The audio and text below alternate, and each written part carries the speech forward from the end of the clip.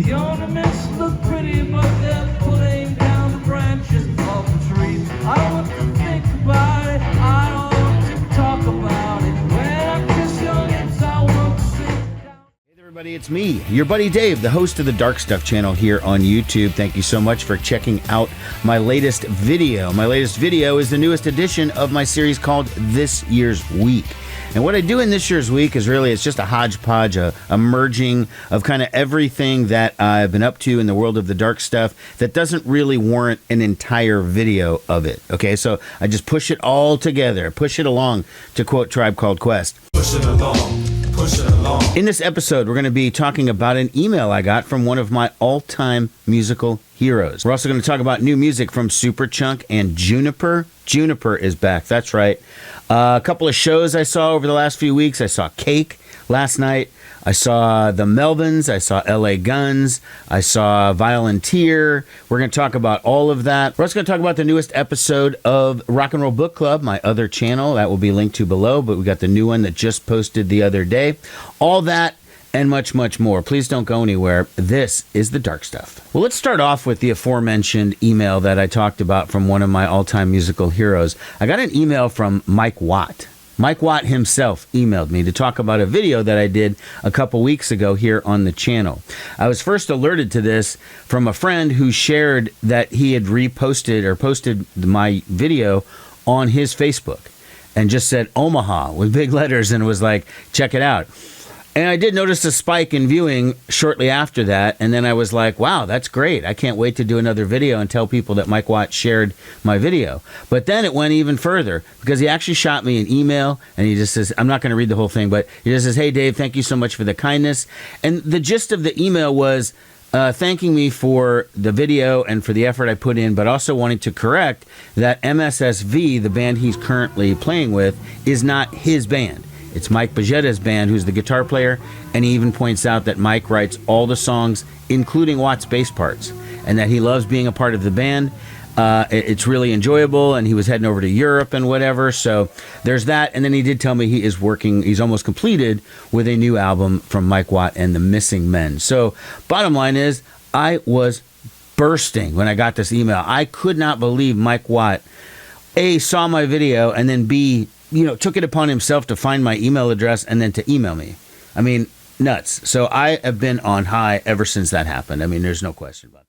Everything for you. You've done nothing for me. Not a lot of you may remember, but my number one album of 2023 was this record right here, She Steals Candy by JUNIPER. JUNIPER is a combo of her, Juniper Shelley, and her father, Michael Shelley, and they did two records together. Great indie pop, kind of lo-fi-ish, but fun, just really great stuff. And I loved that record, okay? Lots of covers. They covered the Bangles, Go-Go's, Kiss, etc. So it was 100% up my alley. But JUNIPER was a high school student at the time, and she was graduating high school and going on to college. And that meant the band might not exist anymore because she's getting older, and who wants to be in a band with your dad when you're in college? And maybe she has other interests and whatever. So I was kind of thinking in the back of my mind, maybe we won't be hearing from JUNIPER ever again, or maybe in a completely other format. Maybe she'll do something different in the future. Who knows? But then I get a message from them, and it said that she's just released a new song. It's on a compilation album, which is a tribute to Rick Springfield. It's called Second by Second, Minute by Minute, the songs of Rick Springfield, okay? And it's most of the other bands I don't think I'd ever heard of, but it was like JUNIPER was on there, so that's why I wanted it. They sent me the track, and then I got and downloaded the album. Again, I'm just plugging it because of that. It is on Bandcamp, and I will put the link below in the show notes so you can pick up a copy if you are interested.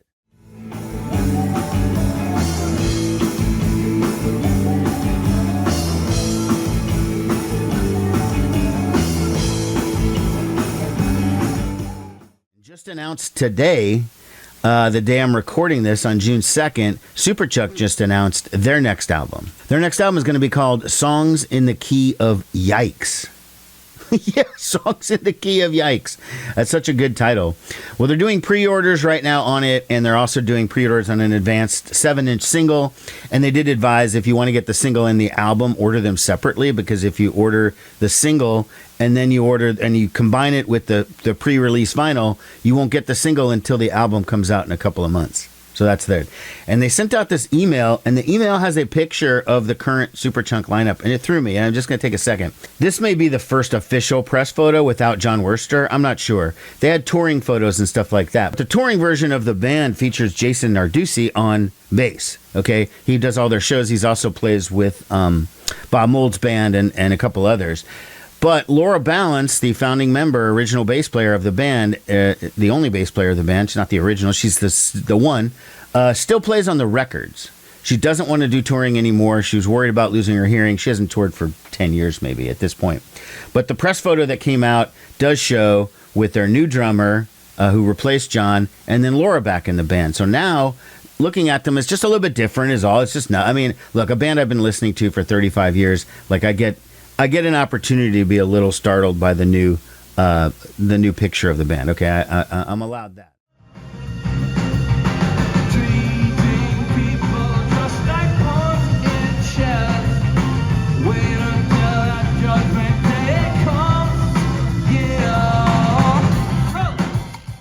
That was a brief, tiny little clip of the band Cake performing at the Astro the other night. Now, I'm going to take this opportunity to get a little bit snarky here. Cake came out with an announcement before they went on stage that said that they'd no filming, no photos, no nothing, and if they see you doing it, you're going to be asked to leave.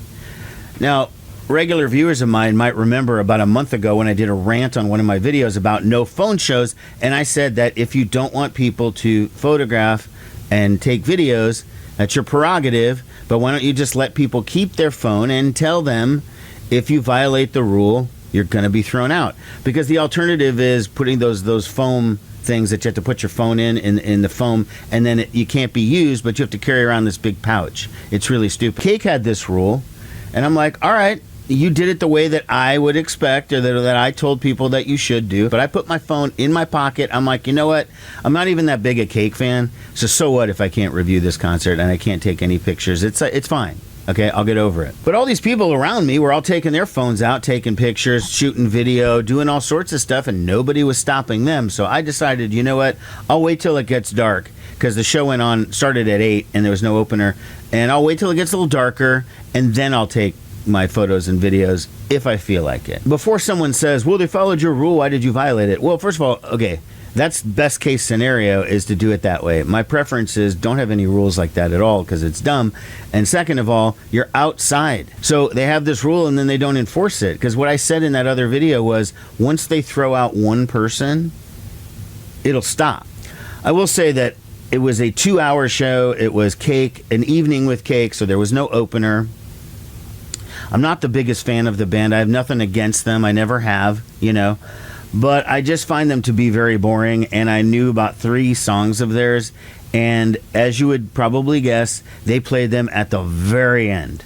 The very end. The last 2 songs were the 2 hits that I knew, and then earlier than that, one of my friends who I was with, she's a big fan of the band and was like wanting them to do their cover of I Will Survive by Gloria Gaynor.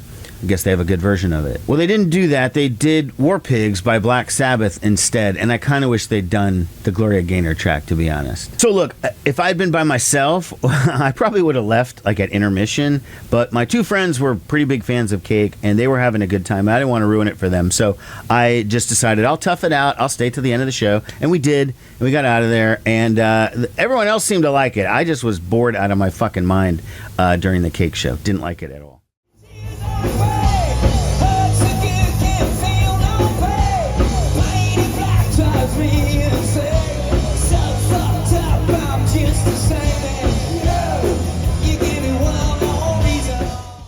Had a chance to see LA Guns again, this time in a much smaller venue. This time it was in Barnato, which is a club out in West Omaha. And they're out there touring in support of their new album, Leopard Skin. Now, I'm not going to talk too much about this show or about the album or anything because the next Rock of Aging episode, which will be out June 10th of 2025, is completely about the LA Guns show, the album, Eric and I's sort of origin story of how we got there to where we are with LA Guns. And so that's coming out shortly. So I'll just leave that until then. I'm going to hope you're going to tune in for that.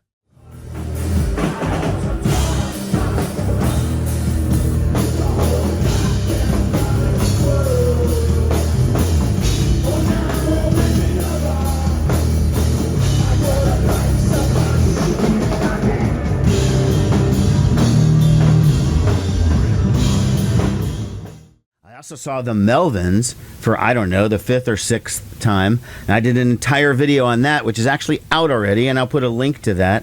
I was able to meet Steve McDonald, the bass player of Melvins and of Red Cross. He was just sitting outside on a park bench, or on a bench on the street, and I just walked by and started talking to him, so that was really awesome. The Melvins were on a tour with Napalm Death, the famous death metal band, and so I saw them for the first time too. And Australia's band, a punk rock band, the Hard-Ons, was also on the bill. So it was a fun night. Again, there's an entire video on that. I hope you will watch it, but if you can't handle 2 30-second clips of Napalm Death or whatever, I get it. So I give you the wrap up here, okay?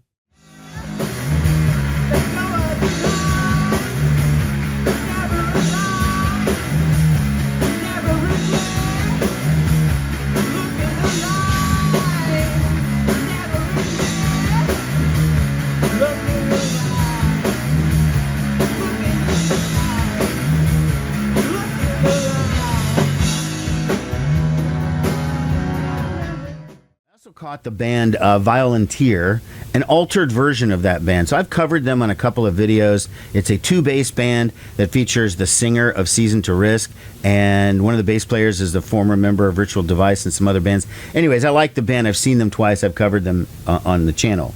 They were doing a free show at a place called Oliver's here in town, which is 5 minutes from my house, because they were doing a tour kickoff for their tour. So this was an alternate version of the band. They spelled it differently.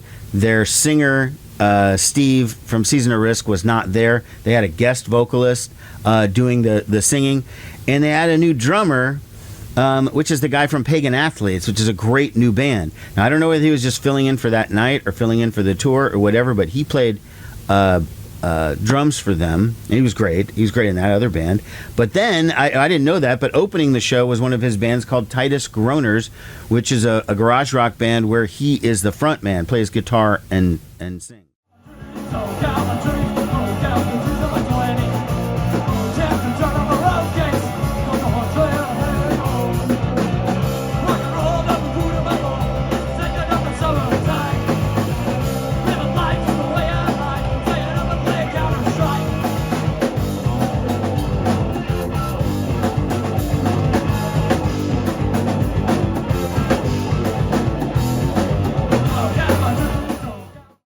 So that was actually really cool too. So that guy has a tremendous amount of talent. I do want to find out if he's a permanent member of Violenteer or what. But basically, Pagan Athletes and Titus Groaners have both been very good. So, you know, I don't know how old that kid is, 20, 21, something like that. But man, exploding with talent is all I'll say. Okay, and then the last thing that I will talk about is the newest episode of Rock and Roll Book Club just dropped on June 1st. We do one on the 1st of every month. There's a link below to the channel. I will hope you go over there and subscribe so I don't have to keep mentioning it all the time. This is a show, it's a book club, a YouTube channel where we talk about books by artists, musicians, people in the music business, etc.